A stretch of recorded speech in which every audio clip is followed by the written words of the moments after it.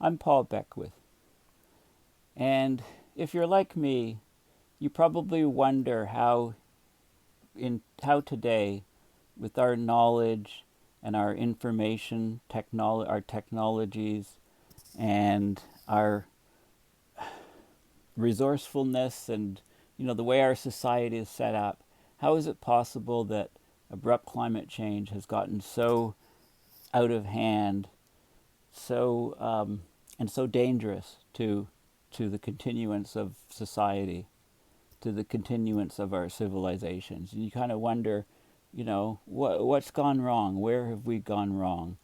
And I came across a very interesting paper, which I started discussing in the last video, or I introduced in the previous video. And I'm going to get into the guts of what this paper is saying. But the gist is that the university system, our knowledge learning systems, have completely failed humanity as far as addressing the major problems of the day. And the major problem of the day, of course, is abrupt climate system change. And it's completely hammering our societies, our civilizations, people around the world.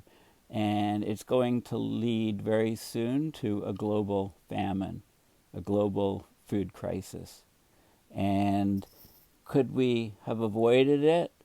This paper, there was a book that came out in 1984 called Knowledge versus Wisdom, and the author wrote a recent article talking about his work, his 160 papers and numerous books on what is wrong with universities, how universities are just places of knowledge advancement, knowledge inquiry, but there has been no aim inquiry or wisdom inquiry as to why this knowledge is important, as to what the ultimate objective is. And the ultimate objective is, of course, the wisdom for people, wisdom for humanity, doing things that are correct, doing things that are sustainable. And none of that has happened at universities. Universities have been a dismal failure. And what do we need to do to change the system?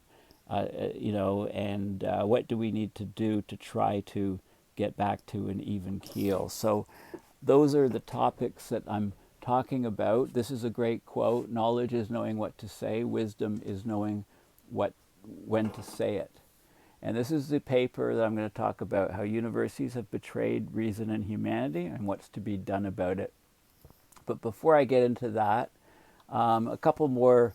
There's if you Google knowledgewalls.blogspot, there's a great article on the difference between knowledge and wisdom. A lot of graphics, and I'm talking about some of those here. So, knowledge versus wisdom. Knowledge is knowing. Knowledge is what you know. Knowledge is obtained from study. Knowledge is the awareness and understanding of facts and truths. But wisdom is much more. Wisdom is understanding. Wisdom is knowing what to know, how much to know, and what to do with it. Wisdom is the capacity to judge, is developed, and it's the ability to apply the knowledge for the betterment of people, for the betterment of the environment. Okay, so it's like a pyramid. Okay, we've got raw data here, for example, color red, numbers, versions, information is a step above data. It's putting meaning to the raw data. South-facing traffic light on the corner of Pitt and George Streets is turned red. And then knowledge is the context. It's the information in context. The traffic light I'm driving towards is turned red. Wisdom, it's how you apply the knowledge, which is based on the information and the data. So I better stop the car because the light's turned red. Okay, you can think of information, knowledge, data, and more information here, and there's a bubble here of wisdom. It's retrospection. It's confronting oneself, meta pattern recognition, so higher order thinking, introspection. Okay, totally different from knowledge. Okay, and here we have data to information, to knowledge, to wisdom to foresight. This is moving towards increased understanding. Okay, the university comes here and stops. Okay, who carries out the wisdom and the foresight? Okay, for example, addressing abrupt climate change. And the foresight is the ability to accurately predict outcomes of one's proposed decisions and actions. And again, you've got this pyramid. Wisdom is knowledge with insight. It's much more than knowledge. It's a much deeper, more complex understanding. So, what I do with my knowledge of climate change, human psychology, politics, governments, everything is to try to reach this wisdom, to look at patterns, of what is happening and make projections as to make these projections and have foresight to see where we're heading. Okay, so this is a great site. Highly recommend you have a look at it.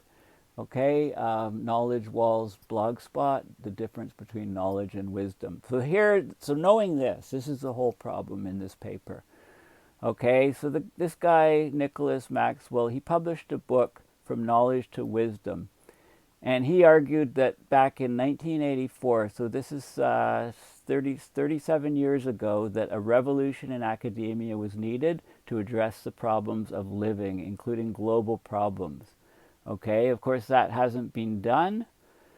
So it's been a betrayal. The university system, the academic system has betrayed reason and therefore betrayed humanity by just being knowledge-based and not trying to solve problems, real-life problems. The university is disconnected from real life by ignoring real-life problems, and now we're on the brink of these real-life problems taking society down. Okay, that's the gist of it. So it gets a bit philosophical, but for example, I love this.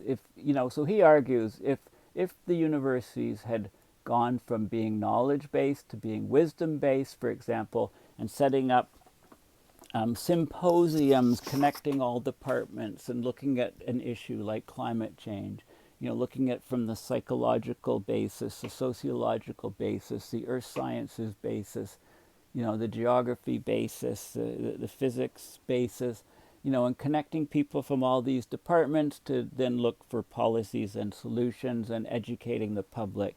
Instead of professors being in ivory towers thinking, oh, it's not their work to go out into the community and be political activists. It is not the proper job of the professor to go into the community and stir up political activism, right? Even for people working in fields of social science and the humanities. So if those ideas had been incorporated into academic systems in 1984, we might now live in a very different world from the one we find ourselves in. We might have come to grips with global warming long ago and might not now face the appalling climate crisis that menaces our future. Much more might have been done to rid the world of nuclear weapons. The Amazon rainforest might not face destruction. We might not be faced with mass extinction of species. The oceans might not be full of plastic. The internet might not have been allowed to corrupt democracy and public life. Brexit might not have been voted for in the UK, and Trump might not have been elected president of the USA. Many more nations might have dealt with the coronavirus pandemic swiftly and competently, thus preventing hundreds of thousands of deaths.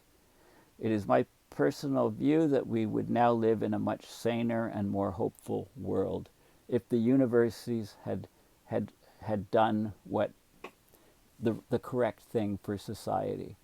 Okay. If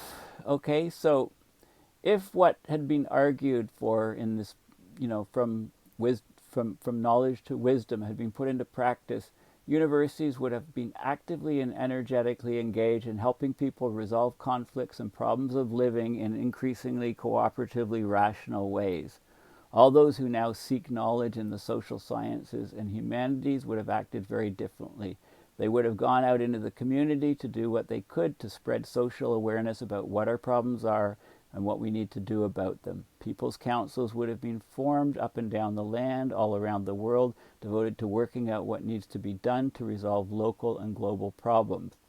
What governments need to do to enable populations to resolve such problems, and what needs to be done to get governments so to act.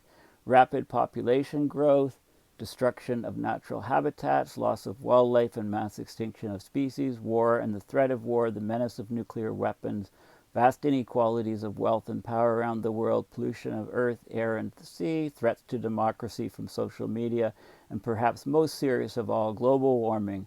What to do to resolve these global problems would have received sustained public discussion and attention in, starting within our institutions of learning and spreading out into society. So if during the 30 years or so our institutions of learning, our schools and universities had been actively and energetically engaged in promoting public learning about such problems as these and what to do about them, actively and energetically engaged in promoting public action to help resolve these problems, we have every reason to suppose that this would have had an impact. Okay, so there we go. But universities have done none of this. They've just devoted themselves to the pursuit of specialized knowledge and technological know-how, knowledge for the sake of knowledge. Universities have been dominated by the idea the primary task is to acquire knowledge. Once acquired, it can then be applied to help solve social problems. Okay, but it is not the job of the professor to go out into the community and stir up activism, to take a role. So universities have singularly failed to engage in public education about what our problems are, what we need to do about them so as to make progress towards a better world. Universities have not even remotely conceived of their task in such terms. So humanity has shown few signs of learning how to cope better with the grave global problems that confront us. This is the best line here. Okay, it is hardly too much to say that Extinction Rebellion and Greta Thunberg have done more in 1 year to bring the climate crisis to public attention than all the universities in the world have done in 60 years, ever since we first really knew that global warming would occur. Let that sink in. Okay, let me say it again. It is hardly too much to say that Extinction Rebellion, this guy's in the UK, and Greta Thunberg have done more in 1 year to bring the climate crisis to public attention than all the universities of the world have done in 60 years, ever since we first really knew that global warming would occur. This is pathetic, right? What's the point of the universities? Total failure, And I experienced this personally. I mean, there's something called knowledge inquiry, which the universities do great. Wisdom inquiry, forget it. They completely ignore this. And there's more and more arguments of, what work has been done and what's been written and so on through the years. I mean, this guy's published all kinds of books and papers, is science neurotic here? And he talks about the religious aspects of it, and he talks about he just talks about the bureaucracy of the university and how it's completely failed. The fundamental problem: how can our human world, the world of experience, consciousness, meaning, and value, exist and best flourish, embedded as it is in the physical universe? Okay, and the university, the academic philosophy has just been knowledge, knowledge, knowledge, and this is not rational. If you talk about the survival of humanity, okay, I mean, abrupt climate change is taking us down. It's taking down.